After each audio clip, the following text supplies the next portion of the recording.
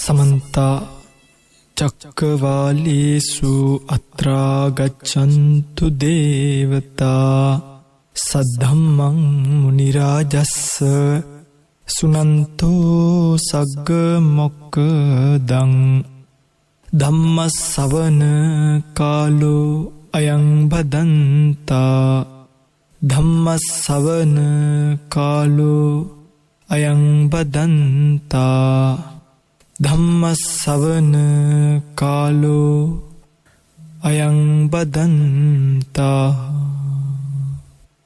නමෝ තස්ස භගවතෝ අරහතෝ සම්මා සම්බුද්දස්ස නමෝ තස්ස භගවතෝ අරහතෝ සම්මා සම්බුද්දස්ස නමෝ තස්ස භගවතෝ අරහතෝ සම්මා සම්බුද්දස්ස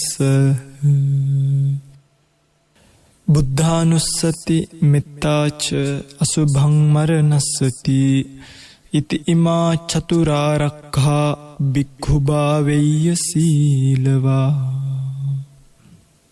සදහැති කාරුණික පින්වත්නි, භාග්‍යවත් බුදුරජාණන් වහන්සේ නමක් ලෝකයට පහළ වෙලා ලෝක සත්වයා කෙරෙහි කරුණාවෙන් ලෝකයට ධර්මයේ දේශනා කරනකොට ඒ ධර්මය ඇහෙන මිනිසුන්ට පුළුවන්කම ලැබෙනවා තමන්ගේ ජීවිතය පිළිබඳව යථාර්ථය තේරුම් ගන්න. ඒ යථාර්ථ වටහා ගැනීම නිසාම යථාර්ථය තේරුම් ගැනීම නිසාම ඒ යථාර්ථය තේරුම් ගැනීමෙන් සත්වයෙක්ට ලැබිය හැකි පරම ප්‍රතිඵලය වන මේ සාංසාරික දුකෙන් නිදහස් වීම කියන එකට සත්වයා යොමු වෙනවා. ඒ ධර්මය තුලින් යන ගමන ඇතුළේදීම පින්වත්නි, බුදුරජාණන් වහන්සේගේ මේ දේශනා කෞශල්‍යයත් එක්ක අපිට බුදුරජාණන් වහන්සේගේ දේශනාව තුල රැඳිලා ඉන්න නම් භාවිතා කළ යුතු ආයුධ හතරක් තියෙනවා. ඒ ආයුධ හතර තමයි ධර්ම දේශනාවට මාතෘකා කළේ. ඒ කියපු ආයුධයන් සම්පාදිනේ කර ගැනීම ඇතුලේ කෙනෙක්ට ලැබෙන රැකවරණය ඇත්තටම එයාට පුළුවන් බුදුදහම ඇතුලේ ඉන්න ජීවත් වෙන්න. දැන් මම අද මේ දේශනාවේදී ඔයගලන්ට කියලා දෙනවා බුද්ධානුස්සති භාවනාව පිළිබඳව යම්කිසි ඉඟියක්. මම බොහොමයක් බුද්ධානුස්සති භාවනාව ගැන කතා කරන්නේ නැත්තේ මොනයිකොත් භාවනා ක්‍රම ගැන කතා කරලා තියෙනවා. බුද්ධානුස්සතිය ගැන මම ටිකක් අඩුවෙන් කතා කරේ. ඒකට කාරණා කීපයකට බලපානවා. ඒකට හේතුව තමයි බුද්ධානුස්සති භාවනාව කියන එක මිනිස්සු හිතන තරම් ලේසි නෑ. ඇත්තටම පිටුතුනි අපි වුණත් බුද්ධානුස්සති භාවනාව වඩනකොට දෙක එක එක්කෙනාගේ ප්‍රඥාවේ ධර්මත් එක්කත් වෙනස් වෙනවා. හරිද? අපට බුදුරජාණන් වහන්සේ ගැන තියෙන හැඟීම කල්පනා කරලා කොතන ඉවර කරන්නද කියලා හිතා ගන්න පුළුවන් කමක් නෑ. ඒත් සාමාන්‍ය ලෝකයා මම බලනකොට ඒගොල්ලෝ අර ඇටමාලයක් අරගෙන කමක් නෑ නරක නැහැ. ඉතිපිසෝ ගාතාව කිව්වයි කියලා විතරක් බුද්ධානුස්සතිය වැඩෙන්නේ නැහැ. ඒක හොඳට මතක තියාගන්න. ඒක තමන් 3 ලක්ෂ ගණනක් ගණන් කරායි 4 ලක්ෂ ගණනක් ගණන් කරායි 5 ලක්ෂ ගණනක් ගණන් කරායි කියන තැන නෙමෙයි බුද්ධානුස්සති භාවනාව මං කියන එකපාරක් හරියට කල්පනා කරන්න. ඒ 5 ලක්ෂ ගණන් වඩපු බුදුගුණ වඩපු අය ගැටීම් ස්වභාවයන්. එහෙම නෑ. ඇත්තටම කියනවා මේ බුද්ධානුස්සතිය වඩන කෙනා සුප්ප බුද්ධා පමුජ්ජන්ති. ඒ මහා කියන්නේ ඇත්තටම කියනවා පිබිදීමක් තියෙනවා. මේ ගෞතම බුදුරජාණන් වහන්සේගේ ශ්‍රාවකයන්ට මනාව වූ නිදීමක්, මනාව වූ අවදිවීමක්, මනාව වූ පිබිදීමක්, මනාව වූ සිඳීමක් තියෙනවා බුද්ධානුස්සති භාවනාවේ කෙනෙක් හිරවුනොත්. හැබැයි බොහෝ අය මේවා දන්නේ නැහැ.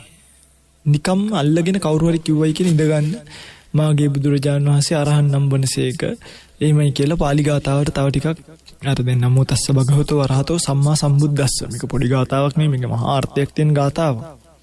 දැන් ඕකටම තව මොනවා හරි ටිකක් දැම්මට පස්සේ ඒක මොකද කියන එක ලොකු එකක් වෙනවා. අරකට වඩා අරක ලොකුයි. ඒක තමයි වැදගත්. ඒක කියන කෙනා කැපිලා පේනවා. ඉතින් බලනකොට බුදුරජාණන් වහන්සේට කියන නොයෙකුත් නම් තියෙනවා. දාස් ගානක් තියෙනවා. ඒ දාස් ගානම දාගෙන ගාතාවක් බැඳගෙන කිය ඉන්නවා. ඒකල ඒක ගයින්නවත් එක්ක. අපි බුදුගුණ හිතපු ආරගාන ගැන්නොත් ඇයි හැම ධර්ම කාරණාවක් ඇතුළෙම වැඩෙන්නේ බුද්ධානුස්සතියනේ. නේද? මේ කොම් දේශනා කළේ බුදුරජාණන්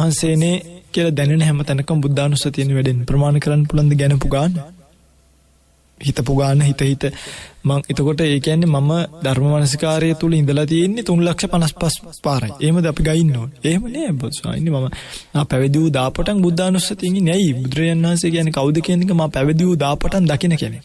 අන්න ඒක ගැඹුරු අදහසක්. නිවැරදිව බුද්ධානුස්සතිය වඩන හැටි. මේ කියන්නේ අරකට මේවා කරනවානේ මේ හරිද මේ ගයින අය බුදු ගුණ වාර ගණන ඒක ප්‍රශ්නයක් නෙමෙයි. නමුත් මට කියන්න ඕනේ මම මේ කියන කතාව අහගන්නකො මගේ පිංගුතුල්ලා. එතකොට ඔයගලන්ට තේරෙන්නේ නිවැරදි බුද්ධානුස්සතිය මොකක්ද කියලා. එහෙමයි බුදුරණන් වහන්සේ පිළිබඳ ගුණ වැනෙන්නේ. පිංගුතුනි මේ බුද්ධානුස්සතිය කියන එක වඩන්න ඕනේ ධර්මයක්. බුද්ධානුස්සතිය කියන එකම ධර්මයේ වැඩිමෙන් ඔහු නිවනටපත් වෙන්න පුළුවන්. බුදුරණන් වහන්සේගේ දේශනාව එහෙමයි. යම්කිසි භාවනාවන් අතර උසස් භාවනාවක් කියලා එකක් දක්වනවා නම් ඒ බුද්ධානුස්සති භාවනාව. ඇයි? මේ බුද්ධානුස්සතිය ඇතුළට කැටි නොවන දෙයක් නෑ. දැන් මරණ සතිය ගත්තාම පිටුතුනි මරණ සතිය විතරයි. ඒකේ පැත්තකින් බුද්ධානුස්සතිය වැඩිනවා. අසුබය ගත්තාම අසුබය විතරයි. ඒකේ පැත්තකින් බුද්ධානුස්සතිය වෙනවා. මොකද මේ දෙයනේ මේ ධර්මතාව ටික කියලා දුන්නේ බුදුරජාණන් වහන්සේ. හැබැයි එතනට ફોකස් වෙනවා අඩුයි. අර වෙනත් පැත්තකට තමයි හිත හැමතිස්සෙම යොමු වෙන්නේ. විපස්සනාව ගත්තොත් විපස්සනාව වැඩෙනවා අට්ටික සංඥා වැඩෙන්නේ නෑ. විපස්සනා අට්ටික සංඥා විපස්සනාව ඇතුළේදී බුද්ධානුස්සතිය පැත්තකින් වැඩෙනවා. මේක ලොකු ප්‍රබෝධයක් නේ. ප්‍රබල වෙන්නේ නේ. හැබැයි කෙනෙක් බුද්ධානුස්සතිය වෙනවා. ඒ බුද්ධානුස්සතිය භාවනාව ඇතුළේ සඳහන් නොවන සටහන් නොවන භාවනාවක් නැහැ. ඇයි? අපි මේ ධර්මයේ කියලා යම් මාත්‍රයක් ඉගෙන ගන්නවා නම් නමෝ තස්ස එකේ ඉඳන් ආකාසට්ටාච බුම්මට්ටා කියන ගාතාව දක්වා කියවෙන ගාථා ඇතුළේ කියවෙන දේශනාවල පිරිත්වල අට්ටික සංඥා වේවා අසුභ සංඥා වේවා මරණ සතිය වේවා ප්‍රහාණ සංඥා වේවා නිරෝධ සංඥා වේවා විරාග සංඥා සබ්බ සංකාරේසු අනිච්ච සංඥා වේවා සබ්බ ලෝකේ අනබිරත සංඥා වේවා ආදීනව සංඥා වේවා සමසතලස් කර්මස්ථාන වේවා සුස්ක විපස්සනා වේවා සමතයානික වේවා විපස්සනා යානික වේවා මේ මොකක් වුණා කාගෙන්ද ප්‍රභවය තියෙන්නේ බුදුරජාණන් වහන්සේගේ. සබුද්ධානුස්සතිය වඩන කල අපි මේ භුක්ති විඳින ඇඳුමේ පවක් සිවුරේ ඉඳන් ඉඳගෙන ඉන්න පුටුවේ ඉඳන් කකුල් තියාගෙන ඉන්න පොළවේ ඉඳන් මේ ජීවත් වෙන සුවය දක්වාම බුදුරජාණන් වහන්සේටමයි තියෙවා. බුදුරජාණන් වහන්සේටමයි තියෙවා. ඒවා පාලනය ඉතින් අපිට ජීවිතේ ජීවත් වෙන්නේම පරිහරණය කරන්න වෙලා. ඒ ධර්මයේ බුදුරජාණන් වහන්සේ මූලිකයි. එනම් බුද්ධානුස්සතිය වඩන කෙනාට මේ සියලු ධර්මතාව වැඩෙනවා. ඒක තමයි ඒක න්‍යායක්. බුද්ධානුස්සතිය වඩනකොට කොහොමද බුද්ධානුස්සතිය වඩන්නේ? පින්වතුනි අමුතුවෙන් ලකලෑස්ති නම් වෙන්න කිසිම දෙයක් නැහැ. පොත් පෙරලන්න එපා. මුකුත් එපා. දැනට ඉස්සරහට පෙරලන්න. ගෙල්ල ඉඳ ගන්න. දෙගෙන කල්පනා කරන්න. ගෞතම බුදුරජාණන් වහන්සේට එදා දීපංකර බුද්ධ පාමුල නිවිල යන්න හොඳටම අවස්ථාව තිබ්බා. ඒ අවස්ථාව තියෙනකොට ගාථාපද දෙකක් කිව්වනම් උන්වහන්සේ ඒ සසර දුක එතන කෙලවර කරනවා. ආයි උපදීමකට යන්නේ නැහැ. හැබැයි උන්වහන්සේ මේ මහත් වූ සසර දුකට හරිද කාමයන්ගෙන් බර විපාක වලින් බර නොයෙක් දුක් කරදර ගෙනල්ලා දෙන කායික පීඩා මානසික පීඩා චිත්ත පීඩා නොයෙකුත් දේවල් ගෙනල්ලා දෙන්නේ මේ සසරට. අපිට හිතාගන්න බෑ සාමාන්‍ය කෙනෙක්ට කොහොමද දැන මේකට යන්නේ කියලා. මොකදනි සාමාන්‍ය මිනිස්සු සසරට යන්නේ නොදැන. බුදුරජාණන් වහන්සේ සසරට යන්නේ දැන බෝසත් කාලේ. ඇයි? නොදැන යෑම වෙනයි. දැන් සාමාන්‍ය මිනිහෙක් ගත්තාම නොදැන සසරට යනවා. එතකොට ඔය අනාතරතුර අපි තුමු ස්වාමීන් වහන්සේ නමකට හරි කාට හරි මේ ධර්මතාවය අවබෝධ වෙනවා. වෙනකොට හිතනවා දෙයියනේ මේ මිනිස්සු යන්නේ නොපිටටනේ. මේ මිනිස්සුන්ව කවුද ගොඩ දාන්නේ? එක්ක මට අපිට තනියෙන් ඉතර වෙලා යන්නත් පුළුවන්. එහෙම හිතන්නේ හරිද?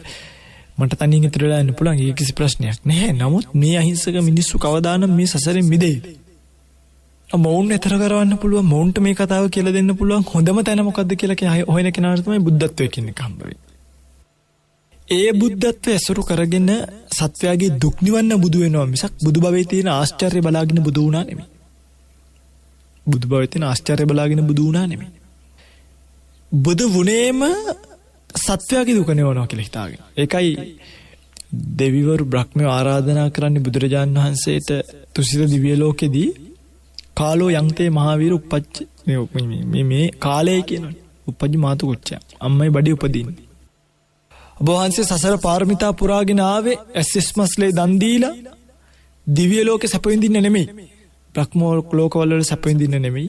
සක්විති රාජ්‍ය සම්පත්තිය බලාගෙන නෙමෙයි. කාලෝ යන්තේ මහාවීරයන් වහන්සේ මේ කාලයයි මෞකස උපදිනසේක්වා ලෞතර බුදුව සතහට සදාම් දේශනසේක්වා කියලා ආරාධනා කරා. බුදුරණවහන්සේත් බුදු වෙලා වණ කියද්දි කොහොමද කිව්වේ? පළවෙනියටම කියද්දි එහෙනම් අමා බෙරේ වයමි. පින් ඇත්තෝ ශ්‍රවණය කරත්වා. එමයි කිව්වේ. අමා බෙරේ වයමි. පින් ඇත්තෝ ශ්‍රවණය කරත්වා. බලන්නකෝ ඒ කරුණාව ඒනේ අපේ බුදුරණවහන්සේ ඉඳගෙන කල්පනා කරන මේ කැපකිරීම. එදා ඉඳන් බෝධිසත්ව ආත්ම භාවයන් වල සත්තු වෙලා අර දේව දත්තලාගේ සංසාරාත්ම බාල නොයේකුත් කරදර විපාක මැද්දේ අනිත් එක බෝධිසත්වයෙක්ට ස්වභාව ධර්මයෙන් එන අභියෝගයේ වැඩි පිංගතුනි. අභියෝගයේ වැඩි කියලා කියන්නේ ඉවසීම පරීක්ෂා කරනවා. දරා ගැනීම පරීක්ෂා කරනවා. කරුණාව පරීක්ෂා කරනවා. මෛත්‍රිය පරීක්ෂා කරනවා. දානීය පරීක්ෂා කරනවා. නිකන් නෙමෙයි හරිය දානීය පරීක්ෂා කරන නිකන් මේ කන බොනේ වගේ නෙමෙයි. ජීවිතේ පූජා කරන්න කැමතිද? මිනිස්සු ලෝභයි නේ එක දේවල් වලට. අක්මාවක් වකුගඩුවක් පූජා කරන්න කැමතිද? ඊටත් එහා ගිල ජීවිතේම වුවත් පූජා කරන්න කැමති තරම් එනේ කය කියන කේ ගාන්ට අතහැරෙන්න ඕනේ. ප්‍රාණඝාත අදත්තා දාන ආදී කර්ම නොකර සීලාදී ගුණ ධර්මයන් රැකෙන්න ඕනේ. භාවනාදී දේවල් වඩලා ලේසියෙන් සත්වයකට ළඟා කරගන්න බැරි ධාන ලේසියෙන් ළඟා කරගන්න බෑ. ධාන කියන්නේ ලේසි එකක් නෙවෙයි පිංගුතුනි. කැලේට ගිහිල්ලා මහාන වෙලා 1000ක් හාමුදුරුවරු දූතාංග රැකගෙන ධාන ලබනවා කියලා වෙන කිසිදු ආරම්භණයක් නොගෙන උත්සාහ කරලා ධාන ලබන්න පුළුවන් 1000න් 100කට විතර.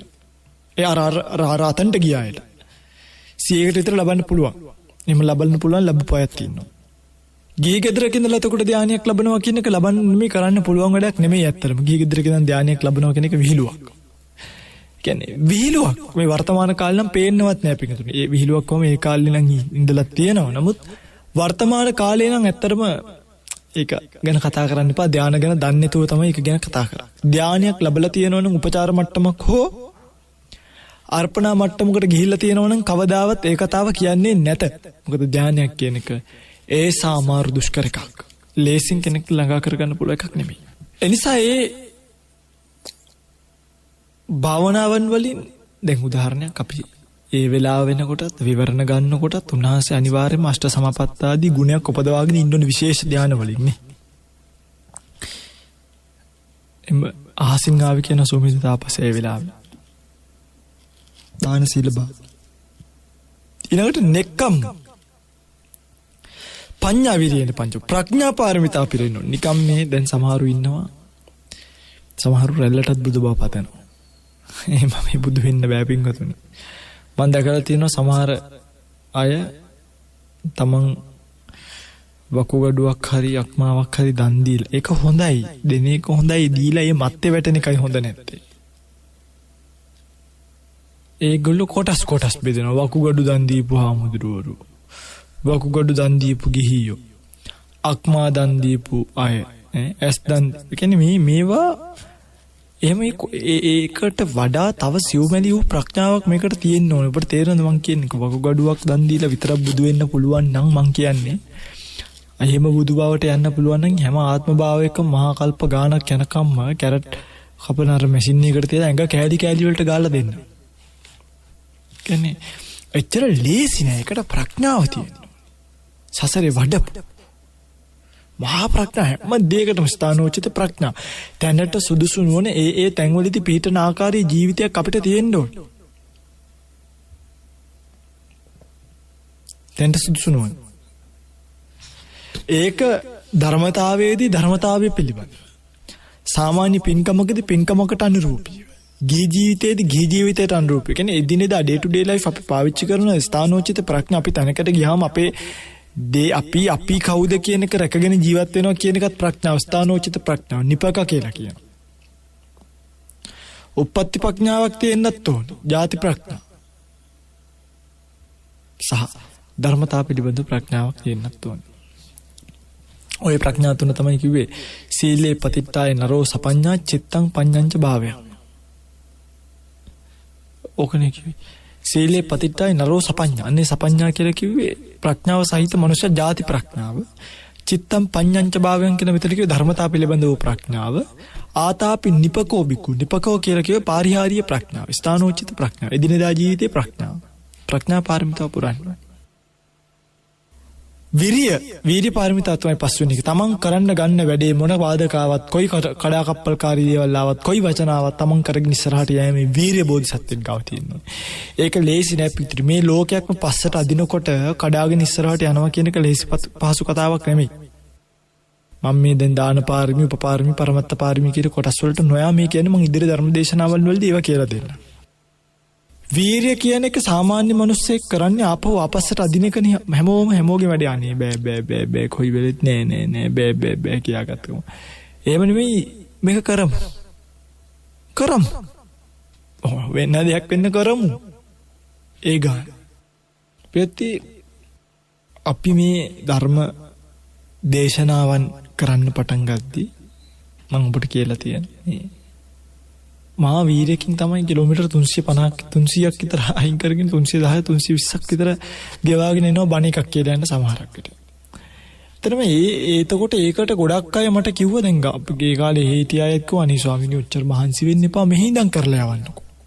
ඒතර ඔබ වහන්සේ දැන් රටේ කට්ටිය දන්න ඔබ වහන්සේගේ බණ ඉල්ලනවා මෙහි ඉඳන් කරලා යවන්නකෝ. පින්ගත්නි ඔබ හිතන්න මම ඉස්සර වන්ට මතකයි එක රේඩියෝ එකක බණක් තියෙනකොට ඒ රේඩියෝ එකේ බණ කියන්න ඔය කිලෝමීටර් 350 මම ඇවිල්ලා ගිහිල්ලා තියෙනවා.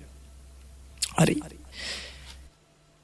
දැනටත් රේඩියෝ එකක පැත්තකින් තියනකොට දැන්ටත් අහිංසක මේ මිනිස්සුක් කතා කරලා සායින් අපේ බණක් තියෙනවා මෙන්න මේ මාතර තියෙන කියලා කිව්වොත් මට වෙලාවක් තියෙනවා අනිවාර්යෙන් අනේ දුරයි නේද මාතර ගිහින් කී දෙනෙක් ඉන්නවද 10යි දින්නේ ඒව නෑ පිටුදි යන්න පුළුවන් නම් වඩින්න. ඒ වීර්ය කියන එක Tamanට තියෙන්න ඕනේ Tamanගේ තන සාධනය කරගන්න ඒක මාර ඌමනාවක් ඇත්තටම. බණක් කියන්න, බණක් අසන්න, බණක් තේරුම් ගන්න, කාරණාවක් කටපාඩම් කරගන්න ඒ වීර්ය නැත්තම් කවදාවත් ඉස්සරහට කඩාගෙන යන්න බෑ. يعني නොපසුබට වීර්ය කියන එක තියෙන්න ඕනේ. Taman කරන වැඩේ හරියට කරන්න අතරමඟ නවත්තන්නේ නැතුව. කරන්න හදන වැඩේ හොඳට ප්ලෑන් කරා ප්‍රඥාවෙන් ඒ වැඩේ කරා පඤ්ඤා විරිය. හරිනේ. දානං සීලංච නෙක්කම් දාන සීලංච දාන සීල දැන් අපි ගත්තාම භාවනාව කියන එක නේද දාන සීලංච නෙක්කම් පඤ්ඤා විරියෙන් පංචෝ නෙක්කම අපි භාවනාව කියන එකදී එන්නේ දැන් භාවනාවෙන් අර විශේෂ ගුණයක් තියෙන්න ඕනේ. ඒ භාවනාව කියන ගුණයෙන් හැදෙනවා ගොඩක් දේවල්. ඒකයි මම භාවනාව කියන එක විශේෂයෙන් දැම්මේ. ඒක පාරමිතාවක් ගන්නට නොයවා.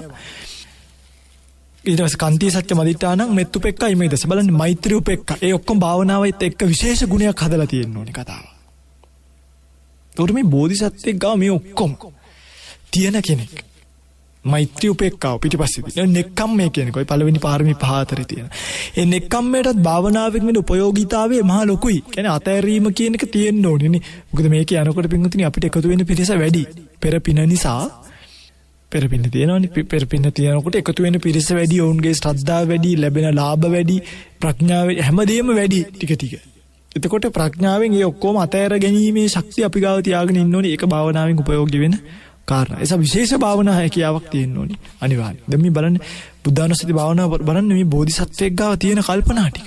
ඒතර ඔබත් මගෙත් මේ ශාස්ත්‍රූන් වහන්සේ එවැනි මහා පාරමිතාවක් පිරුවා බුද්ධත්වයට පත්. අන්න තේරුම් ගන්න මගේ බුදුරජාණන් වහන්සේ මේ නිකන් ඔහි අහසින් පහත් වුණා නෙමෙයි. අපි හිතන් ඉන්නවා බුදුරජාණන් වහන්සේ කියලා කියන්නේ හරිම අර දැන් අරකේ තියෙනවනේ සක්්‍ය කුමාර වරෝසු කුමාලෝ නරසියක හරි සුකුමාලයි. සුකුමාලයි නෙවෙයි. බුදුරජාණන් වහන්සේ මහා තේජසක් තිබ්බ කෙනෙක් නරනාගෝ කියනවා. නරසීහෝ. අතන නරසීහෝ කියලා සබ්බේ සත්තානං අග්ගස්ස සීහ කියලා කියනවා. කියන්නේ සියලු සත්වයන්ට අග්‍රයි සිංහයා. සබ්බේ නරස්ස අග්ගස්ස. සියලු නරයන්ට අග්‍ර නිසා නරසීහ කියලා කියනවා. එතන නරසීහ කියලා කියන නරනාගෝ. නාග කියන්නේ විතර මහා ශ්‍රේෂ්ඨ අර්ථය. අතන සුකුමාලෝ. ඒ සුකුමාලයි කියලා කිව්වේ ඒකට නෙමෙයි. ඒක වෙන කතාවක්. ඒක මම පස්සේ කියලා දෙන්නම්.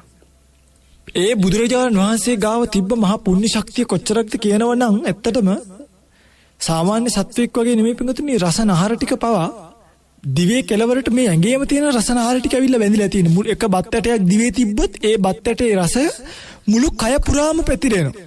එකපාර අපේ එහෙම නෑ.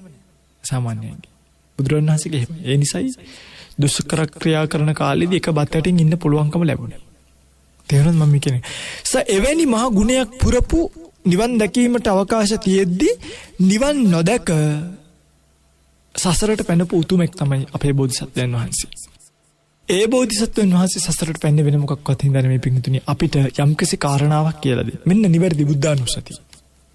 ඒ යම්කිසි කාරණාවක් කියලා දුන්නේ මගේ බුදුරජාණන් වහන්සේ. මොකද්ද? මේ ලෝකයේ තියෙන රූප ධර්මතාවයන් ස්ථීර සාර වූ දෙයක් නැත. අනිත්‍යයි. ගොම පිටක් තරම්වත් ස්ථීර සාර වූ දෙයක් නැත. අනිත්‍යයි.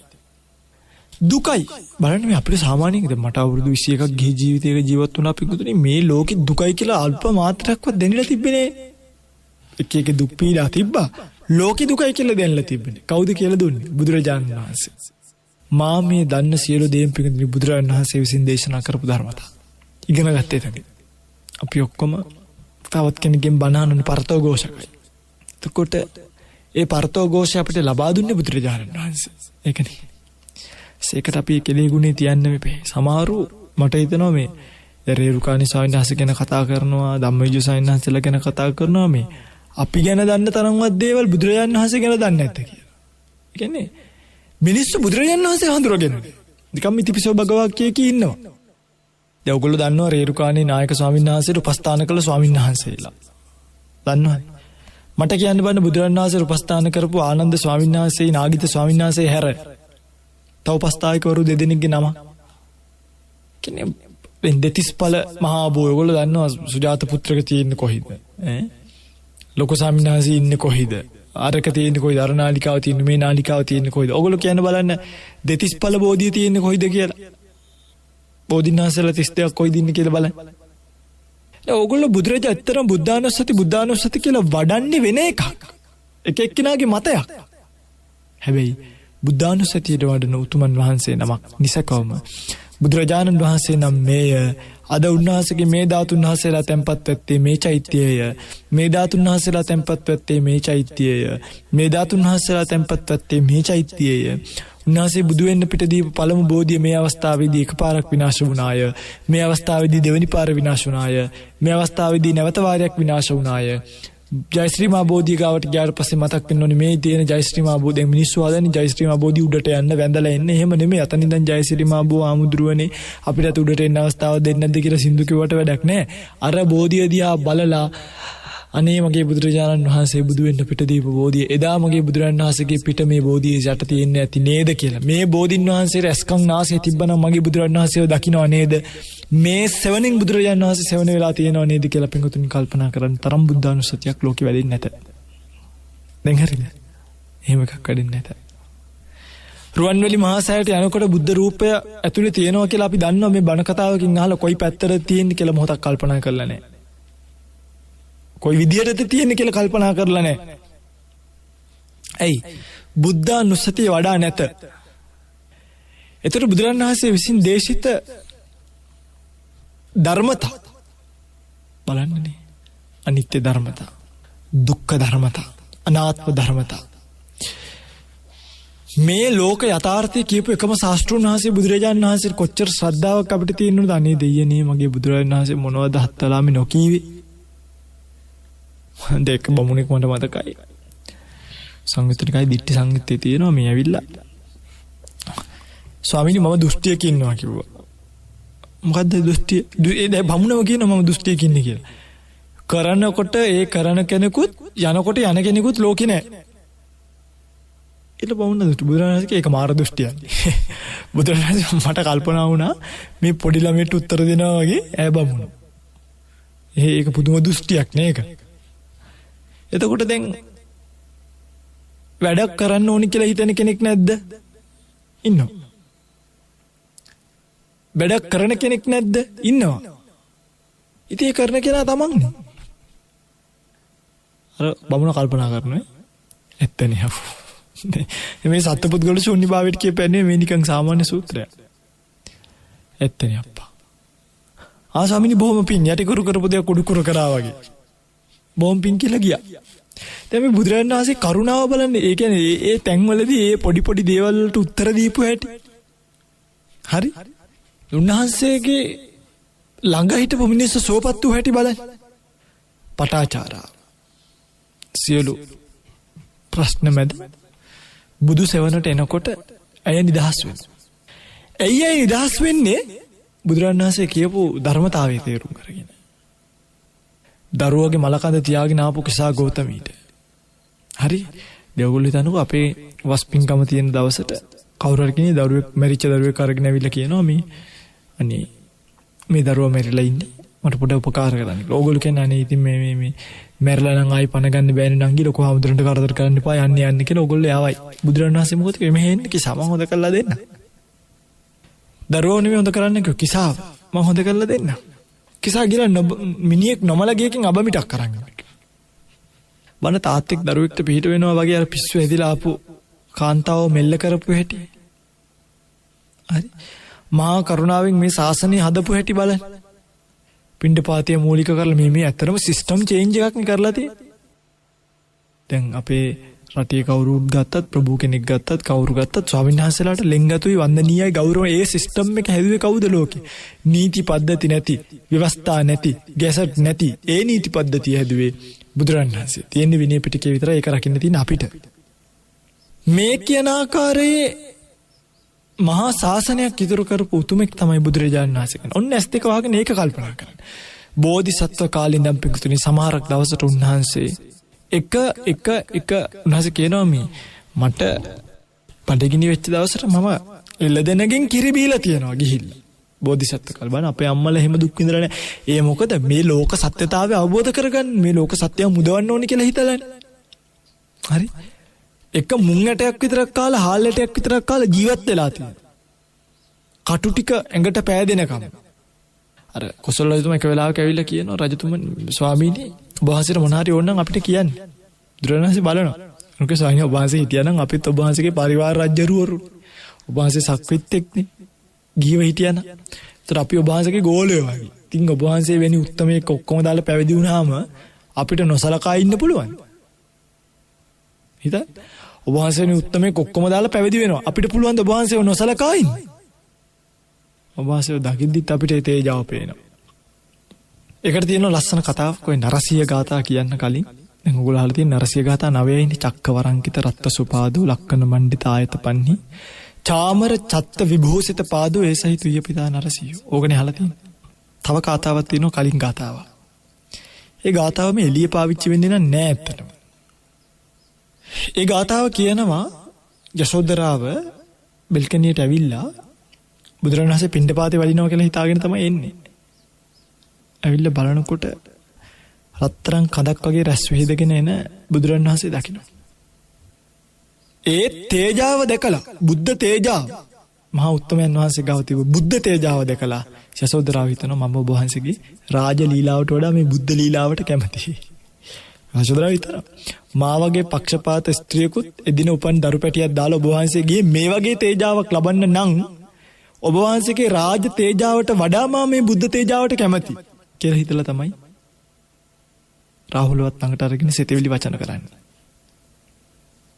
ඒ හැම තැනකදීම යශෝදරාව උන්වහන්සේ ගැන දැකපු ಗುಣ තිබ්බා. ලෝක හිතාය ගතෝ නර වීරෝ. මේ ලෝකයේ හිත ලෝකේ තියෙන ලෝක හිතාය ආගතෝ නර වීරෝ කියලාත් එක තැනක. නමුත් ආගතෝ ගතෝ දෙකම අර්ථය එකයි. ලස්සනයි. ආගතෝ ගවම ආවා ගතෝ ගවම ගියා. ලෝක හිතාය වෙනුවෙන් තමයි මේ උතුමන් වහන්සේ ලෝකෙට ආවෙත් මේ අභිනිෂ්ක්‍රමණය කරලා ගියෙත් ඔය දෙකෙන් කැමති එකක් දාගන්න. දැන් දෙක අර්ථ දෙකක් තියෙන නිසා. සීල සමාධි පතිට්ඨිත චිත්තෝ මේ කතා කරන්නේ තාම මේ බුදු වෙලා දෙකලා කතා කරලවත් නැහැ. සීල සමාධි මහා සංහිඳීමක් තිබ්බ උතුමෙක්. හරිද? මහා සංසිඳීමක් තිබ්බ උතුමෙක්. මහා සීලයක් තිබ්බ ගුණයක් තිබ්බ උතුමෙක් ප්‍රාණඝාත ආදිය නොකරපු.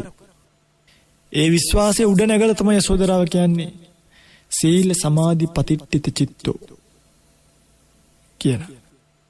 දැන් බලන්න මේ බුදුරජාණන් වහන්සේ පිළිබඳව දැක්වෙන කාරණාව ඇතුලේ තියෙන මහා විශාල ගැබ්බීමක් ඇතුළේ. මෙන්න මේවා කල්පනා කරන්න.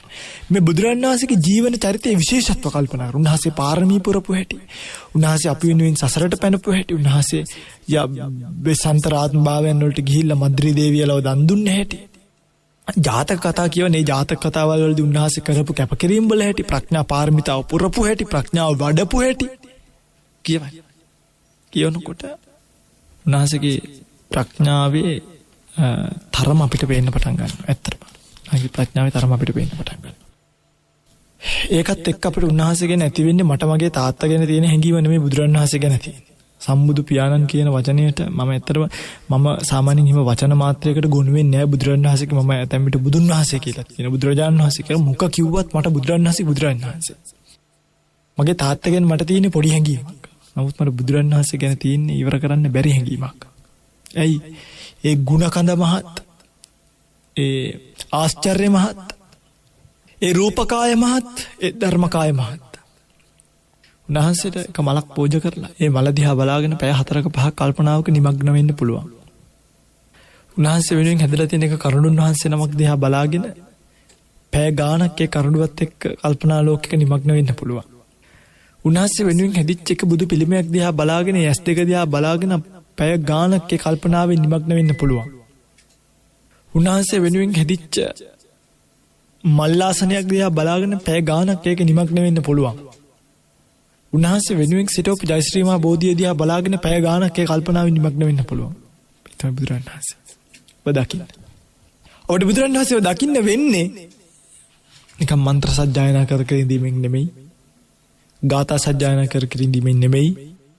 ඉතිපිසෝ ගාථාව කියපු වාර ගන්න ගැනීමෙන් නෙමෙයි. යෝ ධම්මං පස්සති සෝමං පස්සති. යමක් ධර්මයේ දකීද ඔහුට මාව දකින්න වෙන්නේ ඒ හරහාය.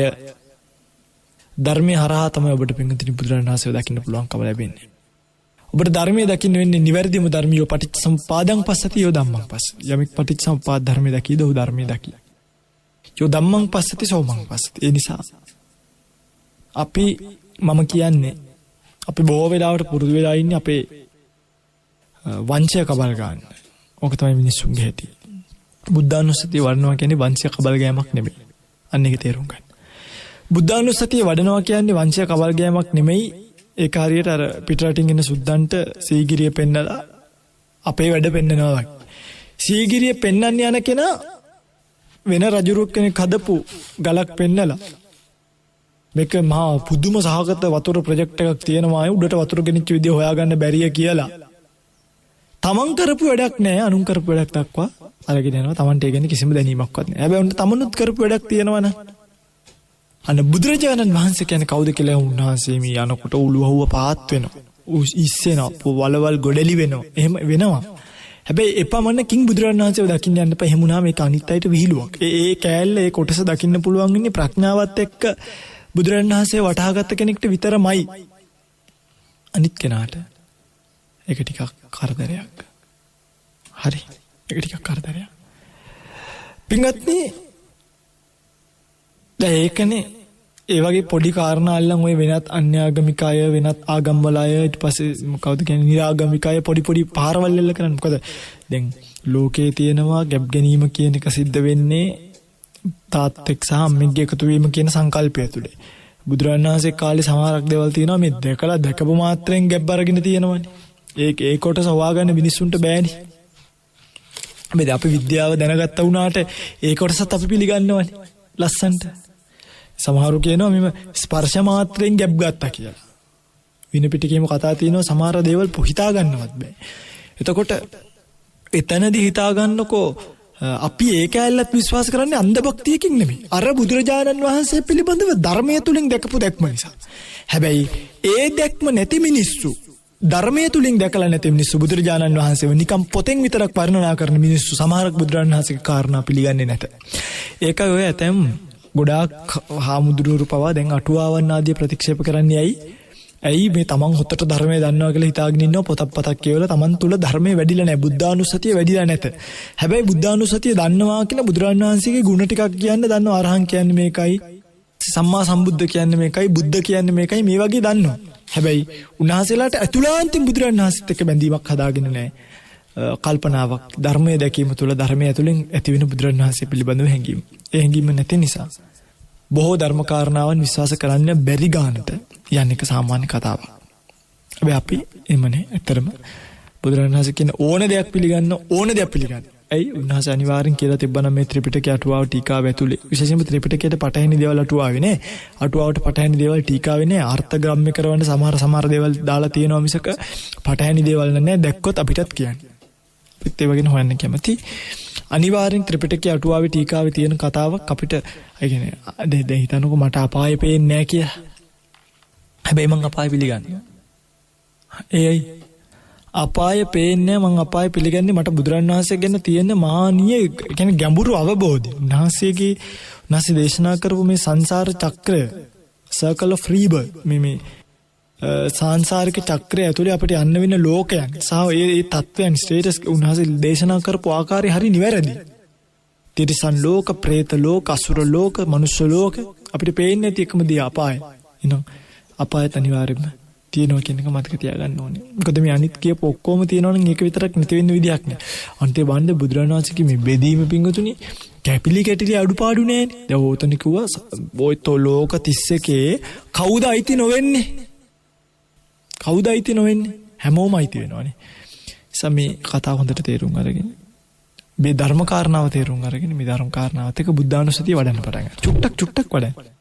බුදුරජාණන් වහන්සේ කවුද කියන එක පිළිබඳව පොඩි වර්ධනයක් ඇති කරගන්න. චුට්ට අපි ඉස්සරහදී බුදුරජාණන් වහන්සේ කවුද කියන එක පිළිබඳව රූපකායත් ධර්මකායත් හරියාකාරව කියලා දෙන්න වැඩසටහන් කීපයක් කරනවා. මේ වැඩසටහන් හරහා ඔබට අනිවාර්යෙන් මේ දේශනාවන් ශ්‍රවණය කරලා තව තවත් අවබෝධයකටපත් වෙන්න පුළුවන්කම ලැබෙයි. ඒ සඳහා මේ දේශනාව ඔබට උපකාර වේවා කියලා ප්‍රාර්ථනා කරමින් අදට ධර්ම දේශනාව අවසන් කරනවා. ප්‍රේති ප්‍රාර්ථනා කරන ඔබ සියලු දෙනාටම අද දවසේ මේ රැස් කරගන්නට යෙදුණු කුසලයේ පතන බෝධියකින් උතුම් නිවනින් නිවල යන්නට මේ කුසල් පාරමී වේවා. පාරමී ශක්තියක් පාරමී ධමයක් වේවා කියලා ප්‍රාර්ථනා කරනවා.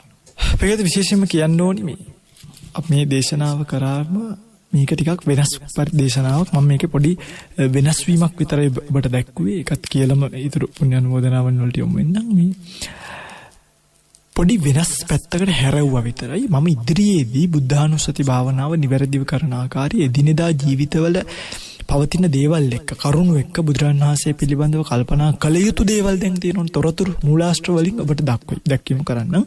ඒ වෙනුවෙන් ඔබට දැනට පාවිච්චි කරන්න පුළුවන් ලස්සන පොතක් තමයි රේරුකාණී නායක ස්වාමීන් ලියපු සූවිසි මහගුණීය පොත. සූවිසි මහගුණීය පොත බලන්න. සමහර දේවල් ඒ වගේ සරලව විස්තර කරලා තියෙන්නේ. ඇත්තටම ඉතින් මේ තවත් බොහෝමයක් අටකතා ටීකාවන් වල විස්තර තියෙනවා බුදුරජාණන් වහන්සේ පිළිබඳව කතා කරනවා. විශේෂයෙන්ම ජාතක කතා හැම බලන්න ජාතක අටුවාවන් හිම ගෙනල්ලා ජාතක අටුවාව. ඒ වගේ බුදුරජාණන් වහන්සේ පිළිබඳව බොහෝ විස්තර වර්ණනා තියෙනවා සිද්ධ කරලා. ඉතින් ඒවත් අරගෙන ඒවත් කියවලා ඒව තේරුම් අරගෙන ගියොත් ඔබට මේ භාවනාව කරන්න පුළුවන්. මම මේ වෙන පැත්තක් පෙන්නුවේ. ඇත්තටම බුදුරජාණන් වහන්සේ ගැන භාවනා කරනවා කියන්නේ උන්වහන්සේගේ චරිතය, උන්වහන්සේ බෝසත් කාලේ චරිතය, උන්වහන්සේ කොහොමද මොකද්ද අවබෝධ කරපු ධර්මය, මොකද්ද ලෝකෙට කරපු සාසනික සේවය, ඒ සාසනික සේවයෙන් මන් සුවපත් වුණේ කොහොමද, ලෝක සත්‍යය සුවපත් වුණේ කොහොමද, ඒ සුවපත් කිරීම වෙන කවුරු හරි කරනවද, වෙන කාටට ඒ සේවාව කරන්න පුළුවන්ද වගේ කරුණු රැසම කල්පනා කිරීමෙන් අනේ මගේ බුදුරජාණන් වහන්සේ කියලා අන්න හිතන තැනට කියනවා බුද්ධානුස්සතිය කියලා. හරි. ඉතින් ඒක තමයි වටිනම කාරණා. බුදුරජාණන් වහන්සේ පිළිබඳව තියෙන මිනිස්සු අන්න ඒ දැක්මෙන් ඒ අවබෝධයෙන් කියපු උදාන තමයි ඔය බුදුරජාණන් වහන්සේ පිළිබඳව සමහර දේවල් කියන්නේ. හැබැයි මේ කවුරු හරි බුද්ධානුස්සතිය කියන එක වැඩුවොත් ආයුධයක් තියාගත්තා වගේ. සමේ දායකත්වයේ ධර්ම පිංගුතුන් හැමෝම දෙනෙක් මේකතු වෙලා ලස්සන්ට මේ පුණ්‍යානුමෝදනාවන් විඳිනවා වගේම මේ දේශනාවන් වලින් ගත හැකි සාරයත් නෙලා ගන්න ඕනේ. එතකොටම ඔබට බුද්ධානුස්සති භාවනාවන් වැඩිම සිද්ධ වෙනවාමයි. පිංගුතුනි ධර්ම දානමය පින්කම කියන එක ලේසියෙන් කෙනෙක්ට කරන්න පුළුවන් පින්කමක් නෙමෙයි. සබ්බ දානං ධම්ම දානං ජිනාති සබ්බ රසං ධම්ම රසෝ ජිනාති. සබ්බ රස ධම්ම රසං ජිනාති. මේ සියලු රස අතර ධර්ම රසය, සියලු දානය අතර ධර්ම දානි උසස් භාවයටපත් වෙනවා කියන එක කියලා තියෙනවා. මේ වගේ බුදු ශාසනයේ සඳහන් වෙන බුදුරජාණන් වහන්සේගේ ශාසනයේ සඳහන් වෙන අපූර්ව ධර්ම කාරණා දිගහැරනකොට නොඇසූ දේවල් අසුතං සුනාති. නොඇසූ දේවල් අහන්නට පුළුවන්කම ලැබෙන නිසා ඉතින් ඒ නිසා ධර්ම දානි යෙදෙන අය මහත් වූ කුසලයක්මයි සම්පාදනය කරගන්න. සසරට මහත් වූ සෝපත්භාවයක්මයි හදාගන්න. ඒ සසර සෝපත්භාවය, ඒ සංසාරික විමුක්තිය, ඒ සෝපත් හිතකට දෙන සුවය ඔබටත් කවදාරි දවසක මේ සසරේ ඔබේ සිත සෝපත් වන්නට ඒකාන්ත පාරමිතාවක් වේවි. ඒසේම වේවා කියලා ප්‍රාර්ථනා කරනවා. උතුම් චතුරාර්ය සත්‍ය ධර්මයේ සුවසේම අවබෝධ කරගෙන උතුම් නිවනින් වහවහ නිවී යන්නට මේ කුසල් පාරමී ශක්තියක් පාරමී දහමක් වේවා කියලා කවුරුත් සාදු කියලා ප්‍රාර්ථනාවක් ඇති කරගන්න. ඒ වගේම පිංගුතුන් අද දවසේ මේ පිංකම සහ සංවිධානය කරපු දායකත්වයේ දරුවෝ සියලු පිංගුතුන්ට පුණ්‍යානුමෝදනා කරනවා. අද දවසේ මේ රැස් කරගන්න තියෙන කුසලයේ තම තමන් ප්‍රාර්ථනීය බෝධිකින් නිවිල යන්නට අවශ්‍ය පාරමී පුරා ගන්නට අවශ්‍ය නිදුක් නිරෝගී චිරජීවනයේ කායික මානසික නිදුක් නිරෝගී චිරජීවනයේ ලැබේවා. සීල සමාධි ප්‍රඥා ගුණ වඩාගෙන පතන බෝධියකින් සුවසේම පතනාකාරයෙන්ම නිවිල යන්නට මේ කුසල් පාරමී වේවා, පාරමී ශක්තියක් වේවා, පාරමී දම් පිරේවා කියලා ප්‍රාර්ථනා කරනවා. සියලු දෙවියෝ බ්‍රහ්ම රාජවරු මෙපින් අනුමෝදන් කරගනිත්වා. විහෙර විහාර කම්දනව වනසෙනසුන් ආරක්ෂා කරන අල්පේශාක්‍ය මහේශාක්‍ය දේවතාවුන් වහන්සේලා බ්‍රහ්ම රාජවරුන් වහන්සේලා මෙපින් අනුමෝදන් කරගෙන දෙව්ලොව සැනසෙත්වා, බඹලොව සැනසෙත්වා. පතන බෝධියකින් නිවිල යන්නට මේ කුසල් පාරමී වේවා, පාරමී ශක්තියක්, පාරමී දහමක් වේවා කියලා ප්‍රාර්ථනා කරමින් දේශනාව අවසන් කරනවා. ඔබ සියලු දෙනාට සම්මා සම්බුදු සරණ වේවා. ආකාසට්ටා ච බුම්මට්ටා දේවා නාග මහිද්దికා පුඤ්ඤන්තං අනුමෝදිත්වා චිරං රක්칸තු ශාසනං. ආකාසට්ටා ච බුම්මට්ටා දේවා නාග මහිද්దికා පුඤ්ඤන්තං අනුමෝදිත්වා චිරං රක්칸තු දේශනං. ආකාසට්ටා ච බුම්මට්ටා දේවා නාග මහිද්దికා පුඤ්ඤන්තං අනුමෝදිත්වා චිරං රක්칸තු මං පරන්ති. හැම දිනෙකටම සම්මා සම්බුදු සරණ.